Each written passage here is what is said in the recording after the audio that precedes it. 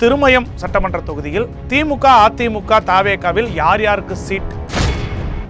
இந்த முறையும் திமுக, அதிமுக இடையே கடுமையான போட்டி இருக்கும் என்பதால் தாவேகா மற்றும் நாம் தமிழர் கட்சியின் சார்பில் வேட்பாளர் களமிறங்குவதாலும் இத்தொகுதியின் வெற்றியை கணிக்க முடியவில்லை.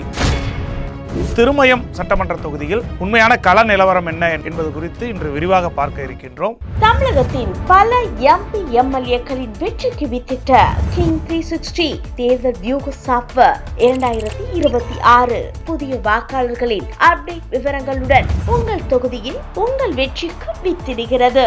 உங்கள் வாக்காளர்கள் தொகுதி, பூத், ஆண், பெண், வயது என பல வகைகளில் ஒரே நொடியில் உங்கள் விரல் நுனியில் bulk WhatsApp, bulk voice call, viral தேர்தல் பிரச்சாரங்கள், ட்ரெண்டிங் செய்திகள் என கிங் 360 தேர்தல் வியூக பணிகள் குறித்த விவரங்களுக்கு உடனடியாக இணைந்திடுங்கள். உச்சகட்ட பரபரப்பில் இருக்கக்கூடிய தமிழக சட்டமன்ற தேர்தல் மிக விரைவில் தேதி அறிவிக்கப்பட இருக்கிறது. அந்த வரிசையில் உங்கள் கிங் 360 தமிழகம் முழுவதும் தொகுதி வாரியாக உத்தேச வேட்பாளர் பட்டியலை அறிவித்து வருகின்றோம். அந்த வகையில் இன்று புதுக்கோட்டை மாவட்டம் திருமயம் சட்டமன்ற தொகுதியில் உண்மையான கள நிலவரம் என்ன என்பதும், அங்கு திமுக, அதிமுக, தாவேகாவில் யார் யாருக்கு சீட் என்பதை விட யாருக்கு அங்கு வெற்றி வாய்ப்பு, யார் போட்டியிட்டால் யாருக்கு பாதிப்பு என்பது குறித்து இன்று விரிவாக பார்க்க இருக்கின்றோம். புதுக்கோட்டை மாவட்டத்தில் அமைந்துள்ள திருமயம் சட்டமன்ற தொகுதி வரலாற்று சிறப்பு மிக்க தொகுதி. கிழவன் சேதுபதியால் கட்டப்பட்ட பிரம்மாண்டமான திருமயம் மலைக்கோட்டை, சத்தியமூர்த்தி பெருமாள் கோவில், சத்தியகிரீஸ்வரர் குடவரை கோவில்கள், மலைக்கோட்டை அடிவாரத்தில் உள்ள பைரவர் கோயில் ஆகியவை இத்தொகுதியின் சிறப்பு அடையாளங்களாக பார்க்கப்படுகின்றது. தொகுதியில் மிக முக்கியமாக அதிகமான எண்ணிக்கையிலான வாக்காளர்களை கொண்ட சமூகமாக முத்தரையர் சமூகம் இருக்கிறார்கள். இதற்கு அடுத்த இடத்தில் செட்டியார், மறவர், பிள்ளை, யாதவர் உள்ளிட்ட சமூகத்தினர் அதிக அளவில் வசிக்கின்றனர். திருமயம் தொகுதியை பெரும்பாலும் ஊரக பகுதிகளை கொண்டிருப்பதால் இங்கு வேளாண் சார்ந்த தொழில்களே அதிகம். நெல், கரும்பு, நிலக்கடலை சாகுபடி அதிக அளவில் நடைபெறுகிறது. கணிசமான மக்கள் விவசாய கூலிகளாகவும் சிறு குறு விவசாயிகளாகவும் இங்கு இருக்கின்றனர். திருமயம் மற்றும் அதனை சுற்றியுள்ள பகுதிகளில் உள்ள மலைக்குன்றுகள் மூலம் கல் உடைக்கும் தொழில், குவாரிகள் இந்த தொகுதியின் முக்கிய வாழ்வாதாரமாக இருந்து வருகிறது.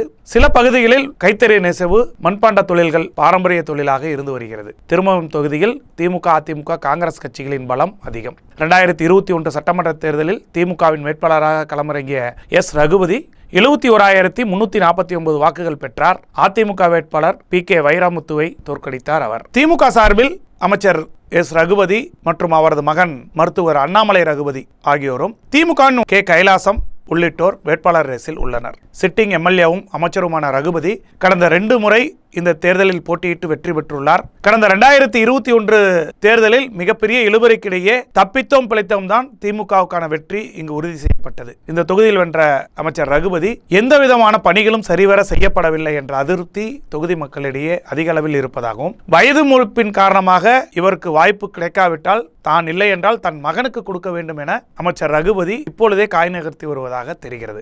இருந்தாலும் இந்த தொகுதியில் உள்ள திமுகவினர் அதிக அளவில் இந்த தொகுதியில் பெரும்பான்மை சமூகமாக இருக்கக்கூடிய முத்தரையர் சமுதாயத்திலிருந்து ஒருவரை களமிறக்கினால் நன்றாக இருக்கும் என்று பரவலாக ஒலிக்க தொடங்கி உள்ளது. ஏனென்றால் அமைச்சர் ரகுபதியின் செயல்பாடுகள் அங்கு இருக்கக்கூடிய திமுகவினராலேயே ரசிக்கக்கூடிய அளவில் இல்லாமல் இருப்பதுதான். இதை பெண் நிறுவனமும் குறிப்பிட்டிருக்கிறது. அதே போன்று திமுக கோரும் தகவல்கள் அனைத்தும் இப்படிதான் வருகிறது. இதை அறிந்துதான் அமைச்சர் தனக்கில்லை என்றாலும் தன் மகனுக்கு கொடுங்கள் என்று அவர் ஒரு ஆப்ஷன் வைத்திருக்கிறார். அந்த வகையில் அமைச்சர் குடும்பத்தை தாண்டி திமுகவில் கைலாசம் முக்குளத்தோர் சமுதாயத்தைச் சேர்ந்தவர். மக்கள் மத்தியில் நன்கு அறிமுகமான நபராகவும் அரசியல் பொது வாழ்க்கையில் 25 ஆண்டு கால அனுபவமிக்கவராகவும் இருந்து வருகிறார். திருமயம் தொகுதியில் இவருக்கு வேட்பாளராக களமிறங்க வாய்ப்பு கிடைத்தால் வெற்றி நிச்சயம் என்று கூறப்படுகிறது.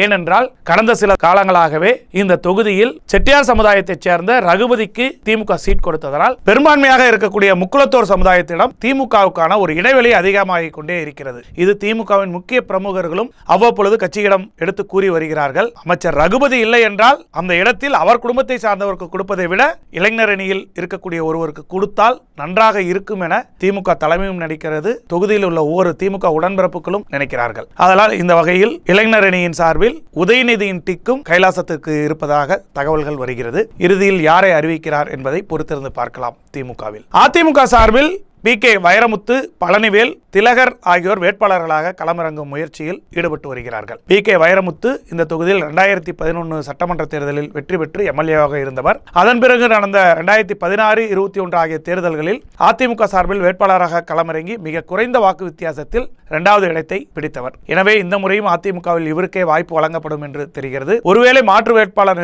நிறுத்துவதாக இருந்தால் பழனிவேல் அல்லது திலகர் ஆகியோர் ஒருவரில் வாய்ப்பு வழங்கப்படலாம் என தெரிகிறது. நாம் தமிழர் கட்சியின் சார்பில் லக்ஷ்மி அதிகாரப்பூர்வ வேட்பாளராக அறிவிக்கப்பட்டுள்ளார்.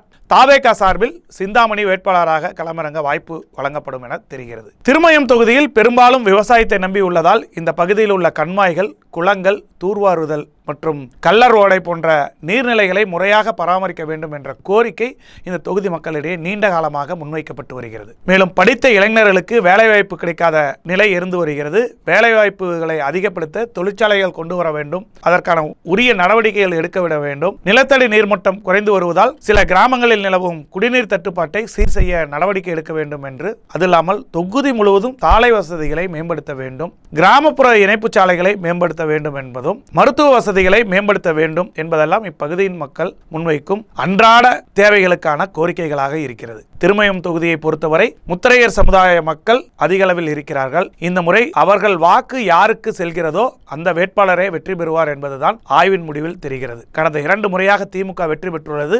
அதே நேரத்தில் அதிமுகவும் இணையான வாக்குகளை பெற்றுள்ளது. இந்த முறையும் திமுக அதிமுக இடையே கடுமையான போட்டி இருக்கும் என்பதால் தாவேகா மற்றும் நாம் தமிழர் கட்சியின் சார்பில் வேட்பாளர் களமிறங்குவதாலும் இத்தொகுதியின் வெற்றியை கணிக்க முடியவில்லை. திமுக இந்த முறை எந்த சமுதாயத்தை சேர்ந்தவருக்கு வேட்பாளராக அங்கீகாரம் கொடுக்க போகிறதோ அதை பொறுத்தும் மற்றும் தாவேகா நாம் தமிழர் கட்சியினர் பிரிக்கக்கூடிய வாக்கின் அடிப்படையில் தான் திருமயம் தொகுதியின் வெற்றியை தீர்மானிக்க முடியும் என்பதுதான் உண்மையான கள நிலவரமாக இருக்கிறது.